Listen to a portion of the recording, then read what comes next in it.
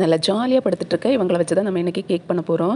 இவனுங்களால தான் நம்ம இன்றைக்கி கேக் டெக்கரேஷன் கூட ஒரு குட்டி அவேர்னஸ் வீடியோவும் பண்ண வேண்டியதாக போச்சு. நீங்கள் ஃபவுண்டன் கேக் இல்லை ஃபவுண்டன் டெக்கரேஷன் வச்ச மாதிரியான கேக் வாங்க போகிறீங்கன்னா கண்டிப்பாக இந்த வீடியோவை ஸ்கிப் பண்ணாமல் பாருங்கள். இந்த பாப்பாவோட ஹாஃப் மந்த் பர்த்டேலேருந்தே நம்ம தான் கேக் பண்ணி கொடுத்துட்ருக்கோம். அவங்களோட காது குத்துக்கு ஃபர்ஸ்ட் இயர், அப்புறமா இது செகண்ட் இயர் பர்த்டே செலிப்ரேஷனுக்காக நம்மகிட்ட இந்த ஆர்டர் கொடுத்துருந்தாங்க. இந்த டைம் கேக்குக்கெல்லாம் நல்ல ரிவ்யூ தான் கொடுத்துருந்தாங்க. ஜஸ்ட் இதை மட்டும் மென்ஷன் பண்ணி சொல்லியிருந்தாங்க.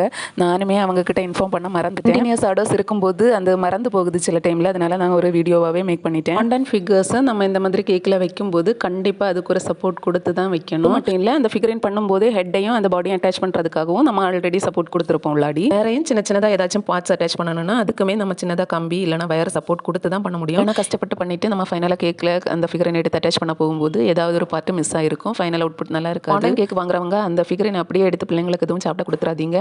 கண்டிப்பாக அதை செக் பண்ணிவிட்டு அந்த சின்ன சின்ன வயரெல்லாம் ரிமூவ் பண்ணிவிட்டு அதுக்கப்புறமா சாப்பிட கொடுங்க. எந்த வீடியோ பிடிச்சிருந்தா லைக் பண்ணி சப்போர்ட் பண்ணுங்கள். தேங்க்ஸ் ஃபார் வாட்சிங்.